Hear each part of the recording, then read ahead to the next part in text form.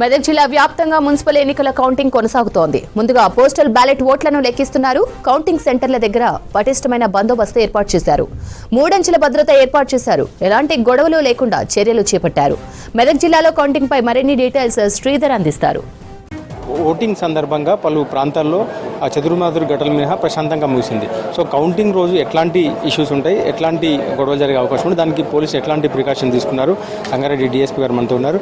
Sir చెప్పండి sir, అంటే ఈరోజు కౌంటింగ్ సందర్భంగా ఎట్లాంటి గొడవలు జరిగి ఉంటుంది, మీ వైపు నుంచి ఎట్లాంటి ప్రికాషన్ తీసుకుంటారు? ఈ కౌంటింగ్ సందర్భంగా ఈ కౌంటింగ్ సెంటర్ దగ్గర 3 అంచెల బందోబస్తు చేయడం జరిగింది. ఒకటి ఇంటర్నల్ ఈ కౌంటింగ్ సెంటర్లో ఉన్నటువంటి ఇంటర్నల్ బందోబస్తు ఉంటుంది. తర్వాత దానికి స్టార్టింగ్ పాయింట్లు ఉంటుంది. తర్వాత ఆ సెంటర్కు ఉన్నటువంటి మొత్తం సరౌండింగ్ ఏరియాది ఉంటుంది. ఇది ఈ 3 అంచెల బందోబస్తు అనేది ఇక్కడ ఏర్పాటు చేయడం జరిగింది.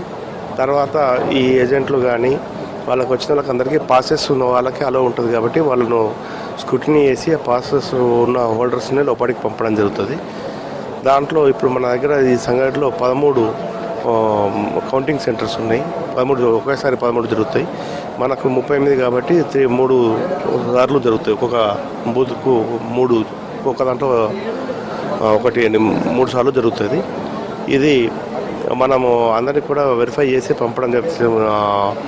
ఓన్లీ ఆథరైజ్డ్ పర్సన్స్నే పంపడం జరుగుతుంది కాబట్టి ఇన్సైడ్ మాత్రం ఆ రకంగా ఉంటుంది.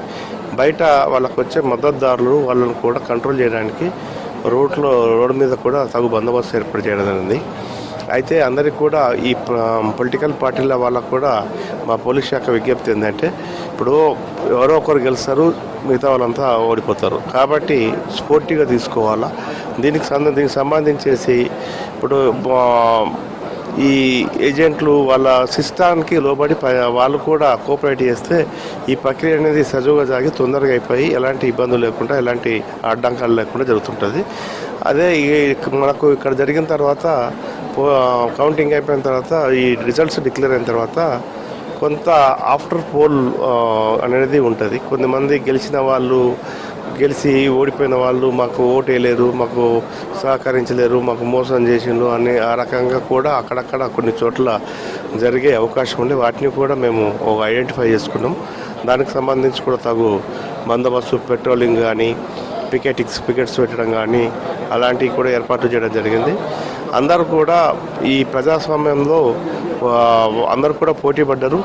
ఎవరైతే వాళ్ళ కృషి, వాళ్ళ అదృష్టం ఉన్న వాళ్ళు గెలిచే అవకాశం ఉంది కాబట్టి దాన్ని స్పోర్టివ్గా తీసుకొని ఆ రకంగా ఉండాలి తప్ప మళ్ళీ అనవసరంగా భేషజాలకు పోయి ఇలాంటి గొడవలలో పాల్గొని అనవసరంగా క్రిమినల్ కేసులు ఎదుర్కోవడము, ఇతర వాళ్ళ లైఫ్ స్పాయిల్ చేసుకోవడం కాకుండా ఇది అప్పుడు గెలుస్తారు. ఇప్పుడు ఎవరో ఒకరు గెలుస్తారు. ఇప్పుడు ఓడిపోయిన వాళ్ళు ఉంటే వాళ్ళ భవిష్యత్తు ఒకవేళ కింద వాళ్ళకు స్పిరిట్ ఉంటే దాన్ని నెక్స్ట్ మళ్ళీ ఇంకో అవకాశం ఎత్తుకొని ఇంకో అవకాశంలో వాళ్ళు దిగడానికి దీన్ని ఒక అవకాశంగా తీసుకొని చేసుకోవాలని చెప్పి కోరుకుంటున్నాం. ఈ ఎన్నిక సందర్భంగా కూడా కొన్ని వార్డుల్లో కొన్ని ఇష్యూస్ జరిగినాయి. సో ఇప్పుడు అంటే ఎట్లాంటి ఏమన్నా ముందస్తుగా వాటిపైన అంటే ఎక్కడైనా గొడవలు జరిగే అవకాశం ఉంటుందని భావిస్తున్నారు? అంటే కొన్ని మా దృష్టికి కూడా వచ్చినాయి. అట్లాంటి వాటి విషయంలో అందుకోసమే కదా ఎక్కడెక్కడ పికెట్స్ పెట్టుకోవాలా, ఎక్కడెక్కడ పెట్రోలింగ్ పెట్టుకోవాలా, వాటికి సంబంధించి అనేది మేము ముందు ఇంకొక ప్లాన్ స్కీమ్ ఏర్పాటు చేసుకున్నాము. ఫస్ట్ మాకు మొదటి ప్రాధాన్యత ఈ మన కౌంటింగ్ అని ఉంటుంది.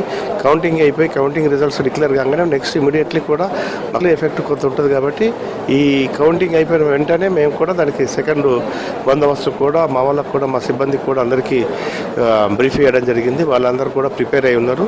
ఎవరెవరు ఎక్కడికి పోవాలా, ఎక్కడ ఉండాలా అని చెప్పేసి ఉంటుంది. సంబంధించి దాన్ని బట్టి మేము కూడా ముందస్తుగా తగు జాగ్రత్తలు తీసుకొని ఏర్పాట్లు చేసుకున్నాం. ఎలాంటి అవాంఛనీయ సంఘటన జరగకుండా పూర్తి సన్నద్ధంగా ఉన్నాం. గెలిచిన వారు ర్యాలీస్ చేయడం కావచ్చు, వాటిపైన ఎట్లాంటి నిబంధనలు? వీటికి సంబంధించి ఇప్పుడు వాళ్ళకు గెలిచిన వాళ్ళు కూడా సెలబ్రేట్ చేసుకోవడానికి అవకాశం ఇవ్వాలి.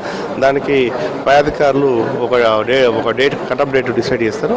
ఆ డేట్ నాడు వాళ్ళు అఫీషియల్గా పర్మిషన్ పెట్టుకోవచ్చు. మేము పర్మిషన్ కూడా ఇస్తాము. ఆ తర్వాత ఆ రోజు వాళ్ళు ఎవరు గెలిచిన వాళ్ళు విజయోత్సవాలు చేసుకోవచ్చు. సిబ్బంది ఇప్పుడు ప్రస్తుతం మన సంగారెడ్డికి సంబంధించి దాదాపు ఒక మన civil force, armed force, reserve force కూడా మనకు రావడం జరుగుతుంది. టీఎస్ఎస్పీ ఫోర్స్ కూడా రావడుతుంది. అన్నీ కలిపి ఒక ఓన్లీ సంగారెడ్డికి సంబంధించి ఒక 150 పైచులకు ఆల్ ర్యాంక్స్ ఆఫీసర్ని కలిపి అంత ఫోర్స్ను ఉపయోగించారు.